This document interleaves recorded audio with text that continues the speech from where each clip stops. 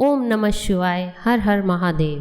वैदिक शेल्टर पर आप सभी का बहुत बहुत स्वागत है। आज के इस वीडियो में मैं श्रावण मास महात्म्य के दूसरे अध्याय को लेकर आई हूँ। इस दूसरे अध्याय में हम श्रावण मास में नियम पालन का महत्व जानेंगे। शिवजी बोले, हे सनत कुमार, हे महाभाग, आपने उचित बात कही है। हे ब्रह्मपुत्र, आप विनम्र, गुणी, श्रद्धालु तथा भक्ति संपन्न श्रोता हैं। हे अनग, आपने श्रावण मास के विषय में विनम्रता पूर्वक जो पूछा है उसे तथा जो नहीं भी पूछा है वह सब अत्यंत हर्ष तथा प्रेम के साथ मैं आपको बताऊंगा।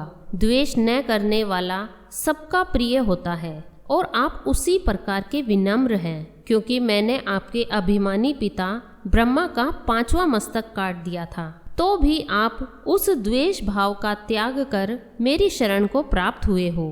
अतः हे तात, मैं आपको सब कुछ बताऊंगा, आप एकाग्रचित्त होकर सुनिए। हे योगिन, मनुष्य को चाहिए कि श्रावण मास में नियम पूर्वक नक्त व्रत करे और पूरे महीने भर प्रतिदिन रुद्राभिषेक करे। अपनी प्रत्येक प्रिय वस्तु का इस मास में त्याग कर देना चाहिए। पुष्पों, फलों, दांतों, तुलसी की मंजरी तथा तुलसी दलों और बेल पत्रों से शिवजी की लक्ष्य पूजा करनी चाहिए। 1 करोड़ शिवलिंग बनाना चाहिए और ब्राह्मणों को भोजन कराना चाहिए। महीने भर धारण पारण व्रत अथवा उपवास करना चाहिए। इस मास में मेरे लिए अत्यंत प्रीतिकर पंचामृत अभिषेक करना चाहिए। इस मास में जो शुभ कर्म किया जाता है वह अनंत फल देने वाला होता है। हे मुने, इस माह में भूमि पर सोएं, ब्रह्मचारी रहे और सत्य वचन बोले। इस मास को बिना व्रत के कभी व्यतीत नहीं करना चाहिए। फलाहार अथवा हविष्यान ग्रहण करना चाहिए। पत्ते पर भोजन करना चाहिए। व्रत करने वालों को चाहिए कि इस मास में शाक का पूर्ण रूप से परित्याग कर दे।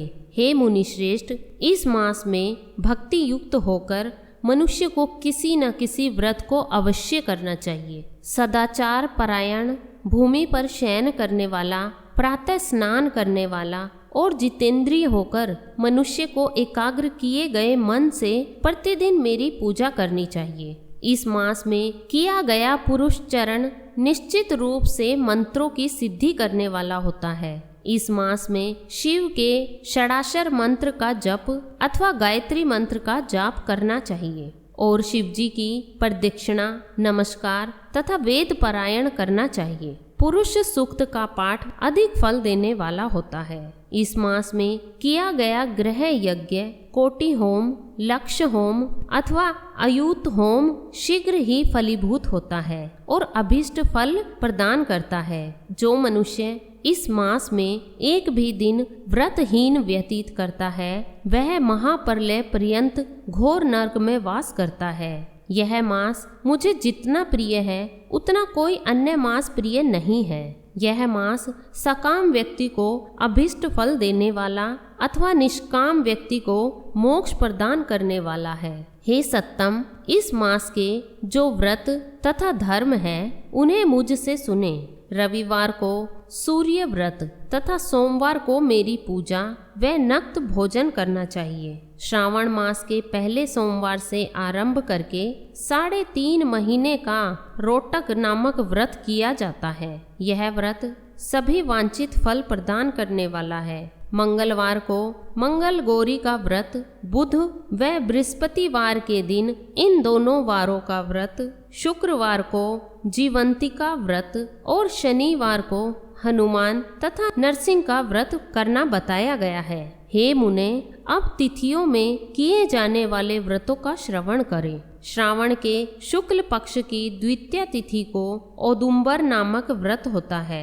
श्रावण के शुक्ल पक्ष की तृतीय तिथि को गौरी व्रत होता है। इसी प्रकार शुक्ल की चतुर्थी तिथि को दुर्वा गणपति नामक व्रत किया जाता है। हे मुने, उसी चतुर्थी का दूसरा नाम विनायकी चतुर्थी भी है। शुक्ल पक्ष में पंचमी तिथि नागों के पूजन के लिए प्रशस्त होती है। हे मुनि श्रेष्ठ, इस पंचमी को रौरव कल्पादि नाम से जानिए। षष्ठी तिथि को सुपोदन व्रत और सप्तमी तिथि को शीतला व्रत होता है। अष्टमी अथवा चतुर्दशी तिथि को देवी का पवित्रारोपण व्रत होता है। इस माह के शुक्ल तथा कृष्ण पक्ष की दोनों नौमी तिथियों को नक्त व्रत करना बताया गया है। शुक्ल पक्ष की दशमी तिथि को आशा नामक व्रत होता है। इस मास में दोनों पक्षों में दोनों एकादशी तिथियों को इस व्रत की कुछ और विशेषता मानी गई है। श्रावण मास के शुक्ल पक्ष की द्वादशी तिथि को श्री विष्णु का पवित्रारोपण व्रत बताया गया है। इस द्वादशी तिथि में भगवान श्रीधर की पूजा करके मनुष्य परम गति प्राप्त करता है। उत्सर्जन, उपाकर्म, सभादीप, सभा में उपाकर्म, इसके बाद रक्षाबंधन, पुनः श्रावण कर्म, सर्प बलि और हयग्रीव का अवतार, ये 7 कर्म पूर्णमासी तिथि को करने हेतु बताए गए हैं। श्रावण मास के कृष्ण पक्ष में चतुर्थी तिथि को संकट चतुर्थी व्रत कहा गया है और श्रावण मास के कृष्ण पक्ष की पंचमी तिथि के दिन मानव कल्पादि नामक व्रत को जानना चाहिए। हे द्विजोत्तम, कृष्ण पक्ष की अष्टमी तिथि को श्री कृष्ण का पूर्ण अवतार हुआ। इस दिन उनका अवतार हुआ, अतः महान उत्सव के साथ इस दिन व्रत करना चाहिए। हे मुनि श्रेष्ठ, इस अष्टमी को मनवादी तिथि जानना चाहिए। श्रावण मास की अमावस्या तिथि को पिठोरा व्रत कहा जाता है। इस तिथि में कुशों का ग्रहण और वृषभों का पूजन किया जाता है।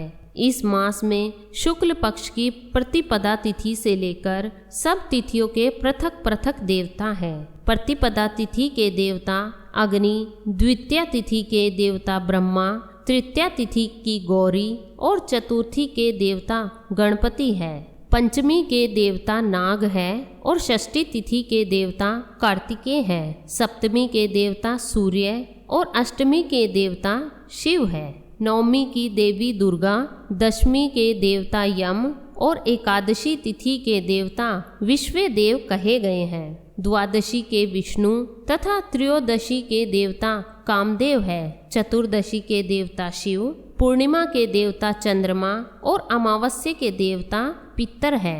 ये सब तिथियों के देवता कहे गए हैं। जिस देवता की जो तिथि हो उस देवता की उसी तिथि में पूजा करनी चाहिए। प्राय इसी मास में अगस्त्य का उदय होता है। हे मुने, मैं उस काल को बता रहा हूँ, आप एकाग्रचित्त होकर सुनिए। सूर्य के सिंह राशि में प्रवेश करने के दिन से जब 12 अंश 40 घड़ी व्यतीत हो जाती है, तब अगस्त्य का उदय होता है।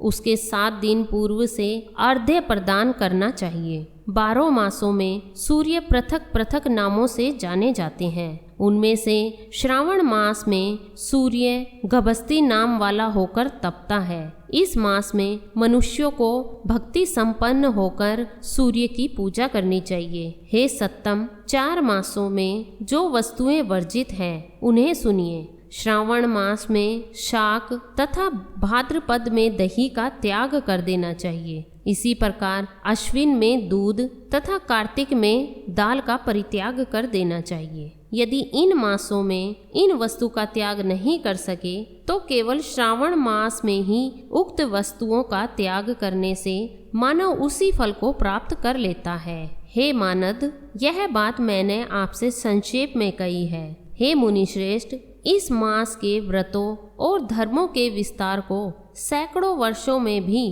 कोई नहीं कह सकता। मेरी अथवा विष्णु की प्रशंसा के लिए संपूर्ण रूप से व्रत करना चाहिए।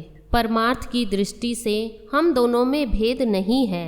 जो लोग भेद करते हैं वे नरकगामी होते हैं। अतः हे सनत कुमार, आप श्रावण मास में धर्म का आचरण कीजिए। इस प्रकार ईश्वर सनत कुमार संवाद के अंतर्गत श्रावण मास में नियम पालन का महत्व नामक दूसरा अध्याय पूर्ण हुआ। दोस्तों, सावन का महीना भगवान शिव की आराधना करने के लिए बड़ा ही पावन होता है। सावन के महीने में जो भी भक्त सच्चे मन से शिव की आराधना करता है और कथाएं सुनता है, उन पर भगवान शिव की विशेष कृपा होती है। दोस्तों, 14 जुलाई से 12 अगस्त तक पूरे सावन माह में आप मेरे इस चैनल पर हर रोज कथाएं सुन सकते हैं। सुबह सवेरे हर रोज की कथा आपको इस चैनल पर मिल जाएगी, लेकिन इसके लिए आपको चैनल सब्सक्राइब करना होगा और बेल आइकन भी दबाना होगा ताकि मेरी आने वाली हर रोज की कथाओं का नोटिफिकेशन आपको सबसे पहले मिल सके। आप दिन में किसी भी टाइम इन कथाओं का रसपान कर सकते हैं